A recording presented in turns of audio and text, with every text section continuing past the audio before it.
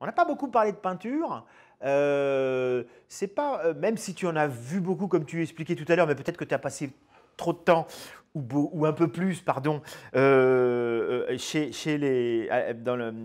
la zone égyptienne.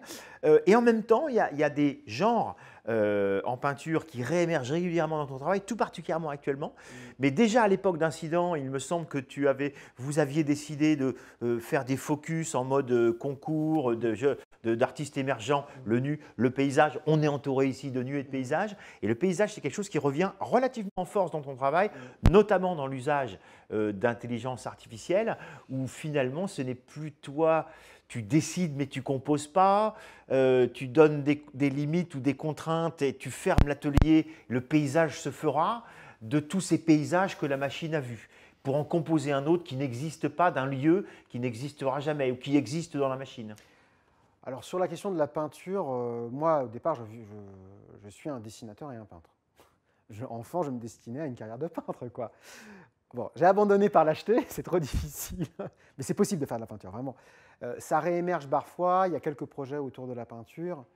Peut-être que j'imagine que sur mes vieux jours, je ferai de la peinture, c'est sûr, dans le sud de la France. Je deviendrai un peintre régionaliste. Mais c'est vrai qu'il y a quelques projets. Entre autres, j'avais fait un projet qui consistait à prendre des images, des photographies sur Internet, à prendre un logiciel qui transformait cette photographie en peinture, donc un peu kitsch, à l'envoyer dans un quartier en Chine où il y a plein de peintres copistes. Le peintre copiste copiait l'image produite par la machine et me renvoyait le canevas. J'ai les tableaux, j'ai les peintures ici. Donc toujours dans un rapport d'hybridation entre un travail d'automatisation machinique et un travail de réappropriation humaine. Ça me permet d'aborder l'intelligence artificielle et mon rapport à la dite intelligence artificielle, qui est un mot, bien sûr, qui n'est pas adapté. Je préfère parler d'induction statistique ou de réseau récursif de neurones, qui est effectivement le domaine sur lequel je travaille techniquement, philosophiquement, artistiquement, de part en part, qui est un sujet qui me passionne totalement et dont les résultats artistiques m'intéressent au plus haut point, comme d'autres. Je n'ai pas le désir que la machine fonctionne toute seule. Je n'ai pas le désir que la machine devienne autonome. Pas du tout. Parce que rien n'est autonome. Rien n'est autonome.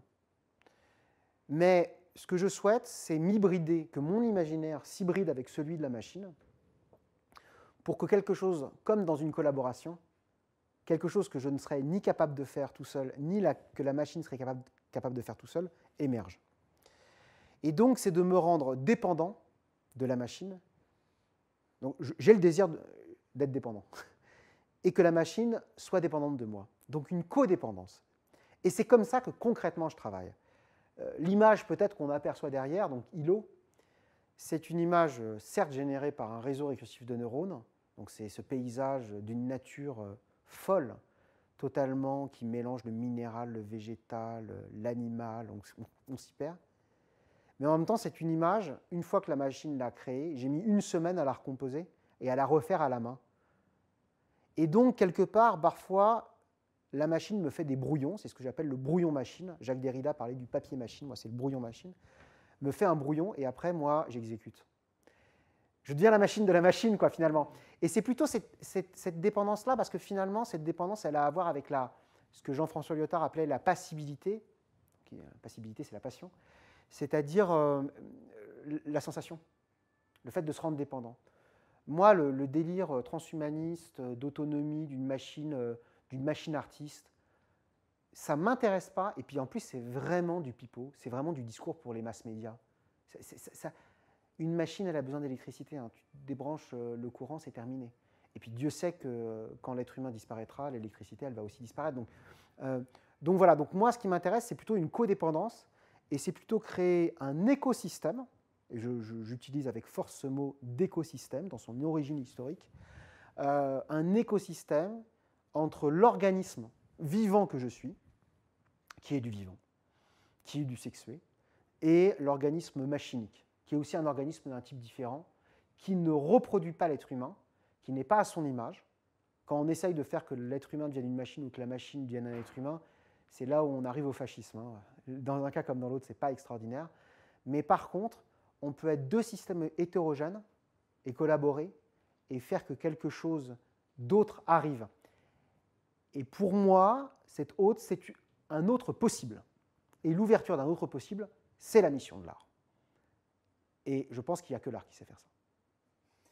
Alors, ces paysages dont tu nous dis que finalement tu les finalises selon les propositions de la machine, ces propositions à elle qui correspondent aux propositions que tu lui as fait toi, au travers d'algorithmes que tu façonnes, au final, ces paysages sont des fictions puisque ces lieux n'existent pas. Et la fiction, c'est aussi quelque chose qui est certainement, s'il y avait 3 mots pour qualifier ton travail, je pense que la fiction serait de ces 3 mots.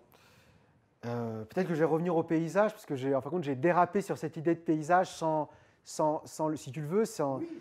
Mais pourquoi? C'est vrai que le paysage a été, on en avait déjà parlé, très important.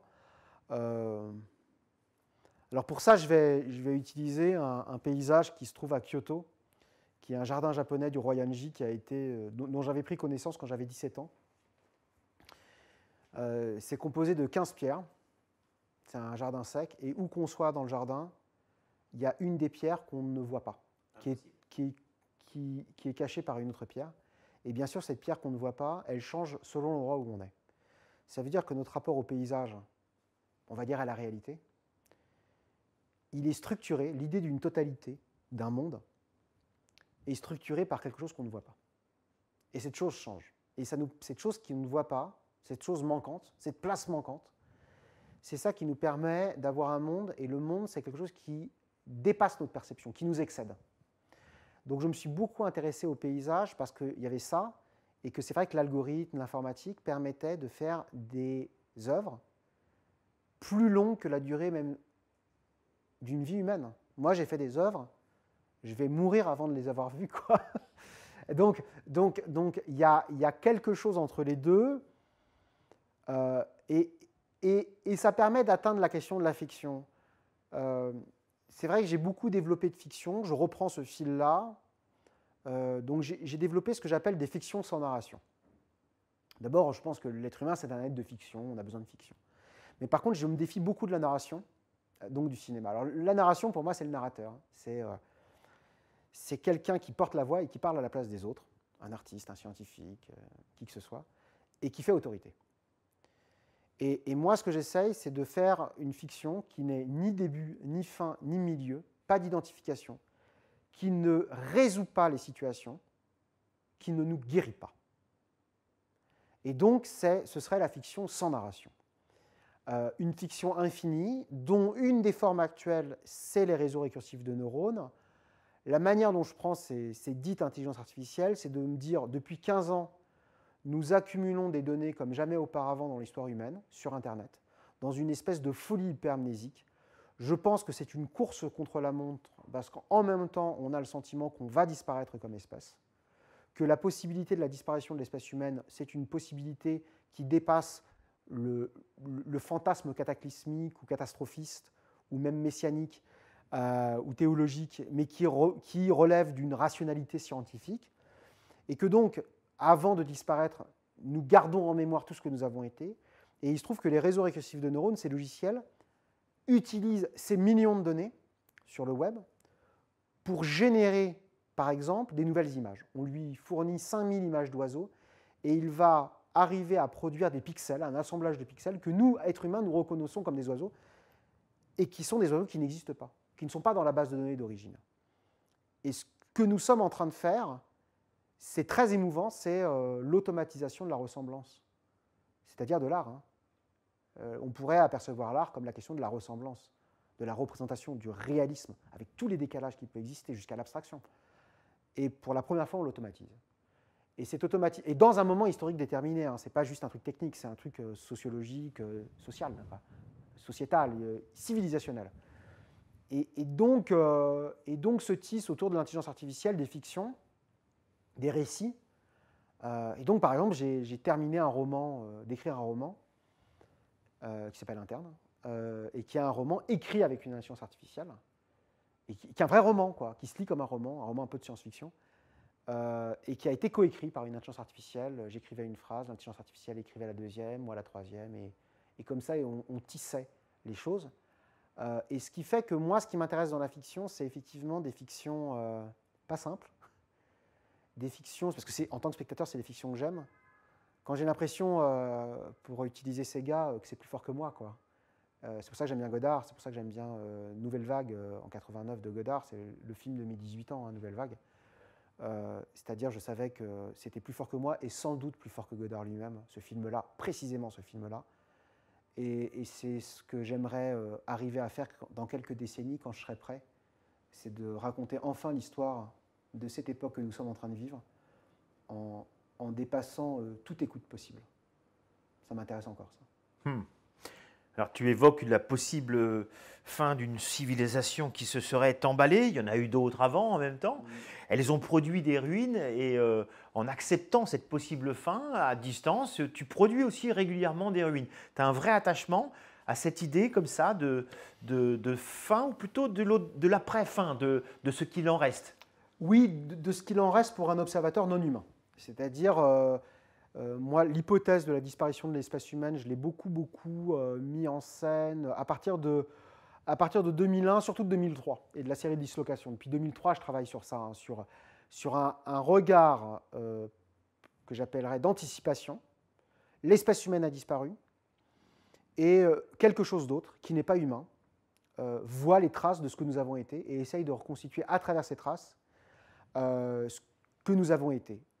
Et alors, ce qui serait étonnant, donc c'est vrai que le paradoxe, quoi, le paroxysme de ça, ça a été Téléfossile, que j'ai fait à Taïwan, à Beijing, mais aussi à Wuhan, parce que ma plus grosse exposition, ça a été à Wuhan, au musée d'histoire du Hubei, avec 1 million de visiteurs, où j'ai fait cette pièce Téléfossile, donc qui parle justement, c'est très étonnant, parce que c'était à Wuhan, quoi, et ça parle justement de ça, qui est un champ de fouilles, d'excavation de notre époque. Et ce qu'on verrait, après coup, c'est que paradoxalement, plus on se rapproche de la fin, de la disparition, plus on se rapproche du moment de la disparition, et plus il y a de traces archéologiques. Parce que plus on produit d'objets manufacturés jusqu'à l'ensevelissement de la Terre elle-même. Et que les dernières traces, aussi pas seulement les datas sur Internet, mais nos dernières traces d'objets industriels, seraient beaucoup plus importantes que les périodes précédentes. Mais en 100 ans, on a beaucoup plus produit que toutes les périodes précédentes. Et pour moi, dans cette dynamique de production aussi industrielle, hein, moi, le web et la production industrielle, il y a quelque chose qui va ensemble.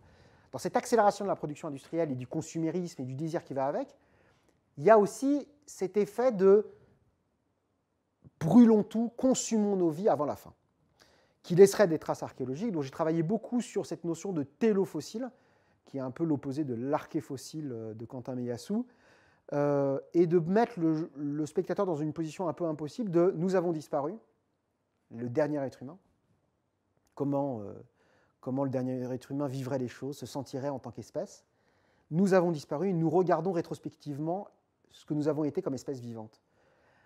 Et ça, pour moi, on pourrait tout à fait concevoir l'art de façon générale comme des traces fossiles, mais volontaires.